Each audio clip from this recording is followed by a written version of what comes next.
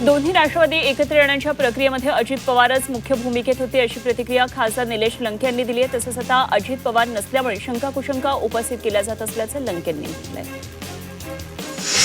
अमरावतीमध्ये एमआयएमच्या नगरसेविका मीरा कांबळे यांनी भाजपच्या महापौराला मतदान करणं आता त्यांना भोवलंय। मीरा कांबळे यांच्यावर पक्षांतर्गत कारवाई होणार आहे। पक्षाच्या वरिष्ठ नेत्यांकडून नगरसेविका यांच्यावर कारवाई करण्याचे आदेश दिलेत। आपण विचार करूनच मतदान केल्याचं मीरा कांबळे यांनी कबुली दिली आहे। साताऱ्यातल्या पाल इथं एका कार्यकर्त्याला मारहाण करण्यात आली। भाजप उमेदवाराच्या भावानं राष्ट्रवादी शरदचंद्र पवार पक्षाच्या कार्यकर्त्याला मारहाण केल्याची घटना समोर आली आहे। बाबासाहेब चोरेकर यांचे नातू यांना देवदर्शनावरून परत येत असताना मारहाण केल्याचा आरोप त्यांनी केलाय। या प्रकरणात पोलीस ठाण्यामध्ये तक्रार दाखल करण्यात आली आहे। जालना महानगरपालिकेच्या पहिल्या महापौरपदी वंदना मगरे यांचं नाव निश्चित करण्यात आलंय, तर उपमहापौरपदी राजेश राऊत यांचं नाव निश्चित केलंय। वंदना मगरे आणि राजेश राऊत या दोघांचे अर्ज दाखल करण्यात आले। जालना महानगरपालिकेच्या महापौर उपमहापौर पदासाठी 9 फेब्रुवारीला निवडणूक होणार आहे। जळगाव महापालिकेत महापौरपदासाठी भाजपच्या दीपमाला काळे यांची निवड झाली आहे। त्यांनी पदभार स्वीकारलाय। जळगाव शहराची मोठी जबाबदारी आहे। खुर्चीला कसा न्याय देता येईल यासाठी प्रयत्नशील राहणार आहे। महिलांसाठीच्या सुविधांना प्राधान्य देऊ त्यासाठी प्रयत्न असेल असं दीपमाला काळे यांनी म्हटलं। राज्यभरात जिल्हा परिषद आणि पंचायत समिती निवडणुकीच्या मतदानाची तयारी आता सुरू आहे। मतदानासाठी प्रशासन सज्ज झालंय। मतदानाची तयारी अंतिम टप्प्यात आहे। रायगडमध्ये आणि सांगलीत मतदान केंद्रावर निवडणूक अधिकारी कर्मचारी दाखल झालेत। पोलिसांच्या कडक बंदोबस्तात मतदानाचं साहित्य केंद्रावर दाखल झालंय। संभाजीनगरमध्ये जिल्हा परिषद आणि पंचायत समिती निवडणुकीच्या मतदानाची जोरदार तयारी सुरू आहे। उद्या मतदान पार पडणार आहे। यासाठी संभाजीनगरमध्ये प्रशासन सज्ज झालंय। या निवडणुकीसाठी जिल्हाभरात एकूण 830 उमेदवार रिंगणामध्ये। जिल्ह्यात 2282 मतदान केंद्रांवर मतदान होणारे जवळपास 12,000 कर्मचारी या ठिकाणी नियुक्त करण्यात येत आहेत। जिल्हा परिषद पंचायत समितीच्या निवडणुकीसाठी उद्या मतदान आहे। यासाठी जिल्ह्यात 3605 मतदान केंद्र आहेत। 30 लाख मतदार मतदानाचा आपला हक्क बजावणार आहेत। प्रशासनाकडून कर्मचाऱ्यांना निवडणूक साहित्याचं वाटप करण्यात आलं आहे। जिल्हा परिषदेच्या निवडणुकीसाठी उद्या मतदान आहे। मात्र निवडणुकीच्या तोंडावर अलिबागमध्ये काँग्रेसला मोठा धक्का बसलाय। आवास मतदारसंघातले माबगावचे माजी सरपंच वसीम कोळी यांनी सहकाऱ्यांसह शिंदेंच्या शिवसेनेत प्रवेश केलाय। आमदार महेंद्र दळवी, उमेदवार दिलीप भोईर यांनी त्यांचं पक्षात स्वागत केलं। जिल्हा परिषद आणि पंचायत समितीसाठी उद्या मतदान आहे। नागरिकांना निवडणुकीसाठी मतदान केंद्र आणि नावं शोधण्यासाठी मताधिकार हे मोबाईल ॲप वापरता येणार। या ॲपमध्ये मतदारांचं नाव शोधण्यासाठी 2 पर्याय उपलब्ध करून देण्यात आले। मतदाराचं संपूर्ण नाव किंवा मतदार ओळखपत्राचा क्रमांक नमूद करून नाव शोधता येणार आहे।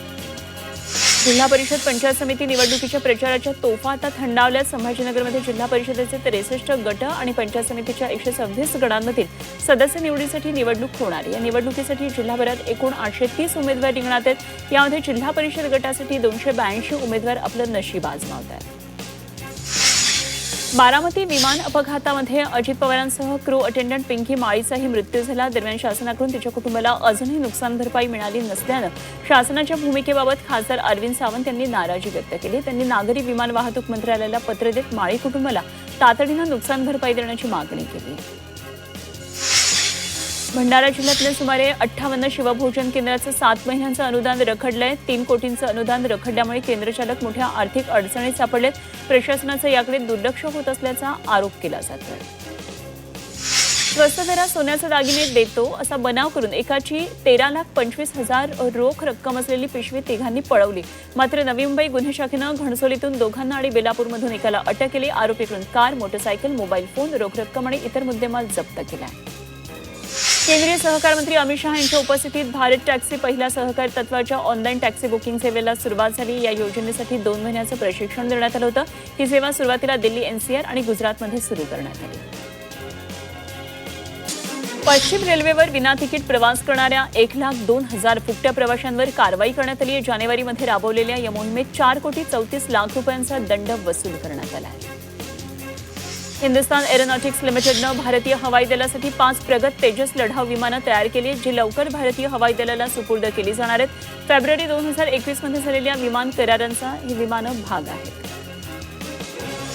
पुणे मुंबई द्रुतगती मार्गावर मागच्या 2 दिवसांपासून सुरू असलेल्या वाहतूक कोंडीचा परिणाम हा 3ऱ्या दिवशी दिसून आला। वाहतूक कोंडीमुळे पुणे विभागाच्या दिवसभरात शिवनेरीच्या 66 फेऱ्या रद्द झाल्या। त्यामुळे एसटीचं सुमारे 12 ते 15 लाखांचं आर्थिक नुकसान झालं। नाशिकच्या मालेगावमध्ये पडणाऱ्या घराला अग्निशमन विभागानं टेकू दिला। जवळच असणाऱ्या रेशन दुकानातल्या घुशींच्या उपद्रवामुळे परिसरातलं घर धोक्यात आल्याचा आरोप इथल्या नागरिकांनी केलाय। महापालिकेच्या बांधकाम विभागानं घर पाडण्याची नोटीस बजावल्याचं सांगितलं जात आहे, तर इमारत जुनी असल्यानं ती कमकुवत झाल्याचं अग्निशमन दलामध्ये त्याची नोंद झाली. संभाजीनगरमध्ये शहराचा पाणी पुरवठा पुन्हा एकदा विस्कळीत झालाय. काल जायकवाडी पंपगृहातून धूर निघाल्यानं यंत्रणा ठप्प झाली. एका मुख्य जलवाहिनी फुटल्यानं शहरात पाणीबाणी निर्माण झाली, त्यामुळे पुढचे 2 दिवस शहरात पाणीबाणी राहणार. शहापूरच्या खरमाचा पाडा इथं जिल्हा परिषद शाळेची धक्कादायक अवस्था समोर आली आहे. अवघ्या 1500 रुपयांचं लाईट बिल न भरल्यानं ही शाळा तब्बल 1 वर्षापासून अंधारात आहे. त्यामुळे 5वी पर्यंत शिक्षण घेऊनही विद्यार्थ्यांनी संगणक प्रत्यक्ष हातालाच नसल्याचा गंभीर दावा मनसेचे नेते अविनाश जाधव यांनी केला. तर पुढचे 24 तासात शाळेत वीज पुरवठा सुरू करण्याचं आश्वासन जाधवांनी दिलं. जळगावच्या पाचोऱ्याजवळ कारचा भीषण अपघात झाला. चालकाचा ताबा सुटला, त्यामुळे कार रस्त्याकडेला धडकली. ही धडक इतकी जोराची होती की धडकेनंतर कार 2 ते 3 वेळा पलटी झाली. यामध्ये 2 तरुणांचा जागीच मृत्यू झाला, 5 जण जखमी झाले.